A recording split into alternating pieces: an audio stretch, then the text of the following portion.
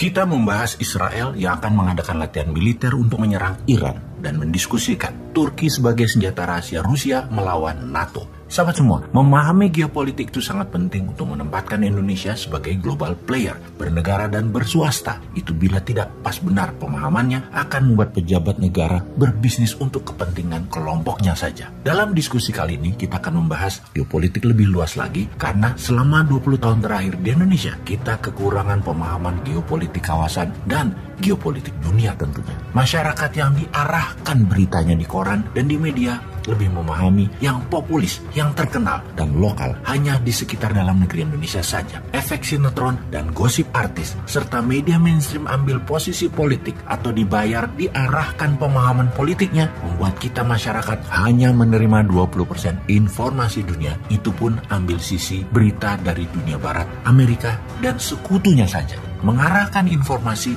memang sudah terjadi dalam 20 tahun ini, khususnya beberapa tahun belakangan ini. Ini semua kesengajaan strategi politik penguasa, dan hal itu wajar. Misalnya, kita masuk sebentar ke dalam negeri, tentang 2 tahun lagi kekuasaan akan pindah tangan. Maka pejabat saat ini, penguasa saat ini, sudah mulai mengarahkan dukungannya ke Ganjar dan Erik sebagai pasangan 1 dan 2 di tahun 2024. Secara populis, Pak Ganjar cukup mumpuni. Secara finance, Erik cukup mumpuni. Dan hal ini penting untuk mengawal kesuksesan politik 8 tahun menjabat selama ini. Sekali lagi, hal ini baik dan wajar. Secara Partai Merah gerah walaupun mendukung ucapan ojo ke susu atau jangan buru-buru memberi dukungan. Namun dalam hati Partai Merah, jagoan gue Mbak Puan kok nggak didukung? Pastinya dalam hati Partai Merah gerendeng, ngomel. Jadi walaupun Partai Merah mendukung secara kata-kata itu yesterday, kalau future ke depan Partai Merah dalam hatinya sudah punya jagoan, Mbak Puan. Kegiatan pejabat bersafari politik mendukung Ganjar Erik kemarin membuat ketidaknyamanan panjang ke depannya di Partai Merah. Di sisi merah,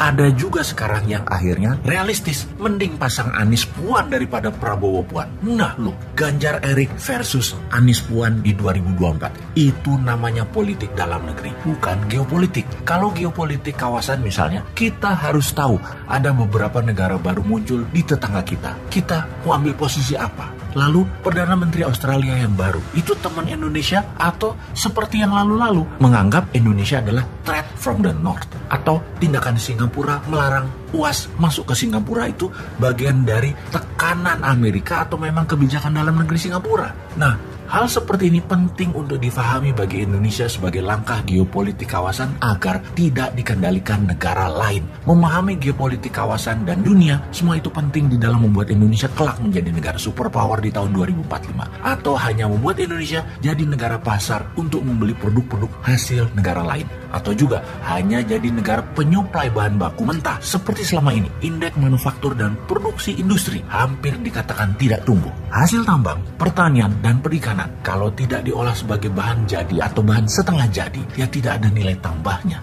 Jangan mengatakan kita GDP-nya meningkat dan besar kalau penghasil GDP tersebut adalah perusahaan FDI asing dan usaha milik oligark. Jadi bersama channel ini kita memberikan wawasan tambahan, mungkin sedikit, namun tujuannya agar sahabat menyadari potensi Indonesia yang belum digarap sempurna karena lemahnya memahami geopolitik luar negeri negara dan bangsa lain. Kita harus paham bagaimana Botswana, Switzerlandnya Afrika bermain di antara konflik dan negaranya tidak punya laut alias landlocked, tapi bisa menjadi negara terkaya dan tercepat pertumbuhannya dalam 40 tahun terakhir. Memahami negara Nigeria, Tiongkoknya Afrika yang memfokuskan negaranya menjadi negara digital terdepan. Memahami mengapa negara-negara Nordik, negara utara Eropa kaya-kaya. Karena apa? Padahal tidak punya sumber daya alam. Memahami 5 negara Asia Tengah, memahami langkah Saudi dengan Aramco-nya, memahami gejolak di negara-negara selatan Pasifik, dan memahami kekeringan di Amerika Latin yang selalu membuat politik dalam negeri kawasan tersebut selalu ribut dan memilih menjadi penyuplai drug,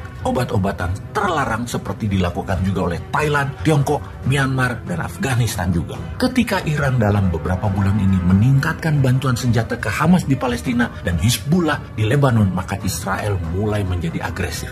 Israel adalah negara kecil dengan wilayah hanya sebesar Pulau Madura, dikelilingi 18 negara musuhnya secara ideologi. Maka untuk terus hidup, Israel menggandeng Amerika dan Inggris selalu di belakang mereka. Jadi tidak heran di kawasan Timur Tengah tersebut Amerika dan Inggris selalu bercokol dengan dalil kendali atas minyak bumi dan gas alam.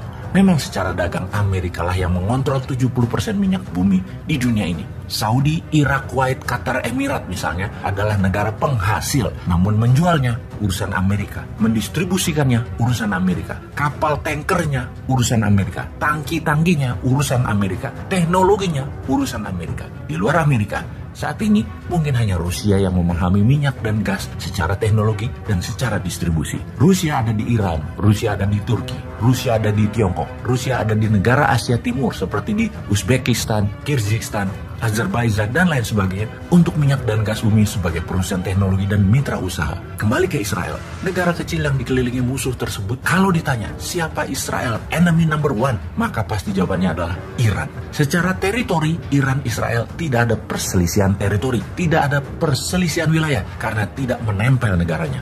Permusuhan Iran dan Israel adalah permusuhan ideologi. Keduanya sudah tahunan saling mengancam dan saling membunuh menggunakan operasi intelijen di banyak negara atas pejabatnya masing-masing. Bulan lalu, Ibrahim Raisi, presiden Iran, terang-terangan mengancam Israel yang sedang menekan Palestina.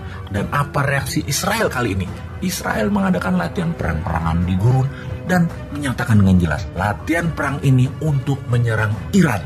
Codename operasi Israel kali ini disebut Chariot of Fire, di mana latihan perang ini mirip dengan drill atau tindakan militer Rusia sebelum masuk Ukraina, terbesar dalam sejarah Israel karena seluruh tentaranya dan pasukan cadangan wajib militer warganya ikut simulasi perang kali ini. Apa sesungguhnya tujuan Israel? Satu, sebagai pembiasaan high level readiness, kesiapan perang level tingkat tinggi.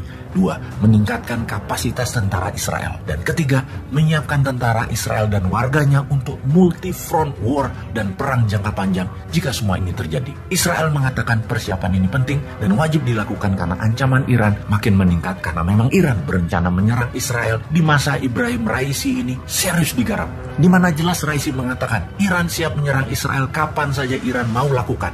Just one wrong move Israel, Iran serang.